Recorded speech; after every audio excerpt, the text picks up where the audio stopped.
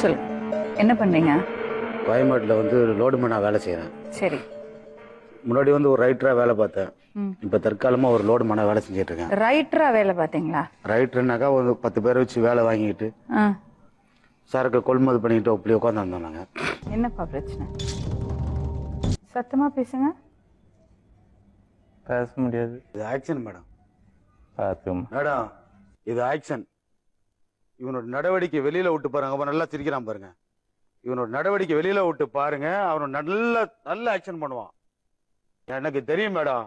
இவனை எப்படி காப்பாத்தினா, எப்படி செஞ்ச, எப்படி போன, இவனுக்கு எப்படி சோறு ஊட்டினா, இவனை கஞ்சி கரைச்சி மிக்சில ஊத்து நெஞ்சில ஊத்தினா. நானு சாத்துக்குடி கோயம்பேட்டில் இது வாங்கிட்டு போய் அதை மிக்சில அடிச்சு ஊத்தின. அவனுக்கு என் உசுரை கொடுத்து உன காப்பாத்தின. இவனை என் உசுரை கொடுத்து உன காப்பாத்தின மேடம். ஆனா துரோகம் செஞ்சிட்டீங்களே. துரோகம் பண்ணிட்டேன், உண்மைதான். ஆனா இப்ப சொன்னா பாத்துங்க, பச்சை பொய் மேடம் அப்படின்னு சொன்னா பாத்தீங்களா, பச்சை பொய். அது அவன் எப்படி உட்காந்து சீனு பாருங்க.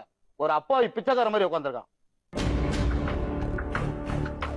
அப்படியே புடிச்சு வச்சு இப்படி இப்படி இப்படி குத்துனியா?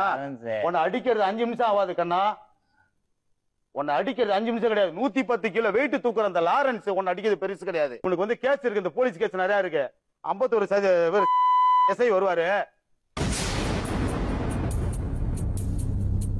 அப்படியுமா அவரு போன பிறகு அப்படி சும்மா அப்படி சில்லு சில்லு சில்லு சில்லுன்னு வரும் மேடம்.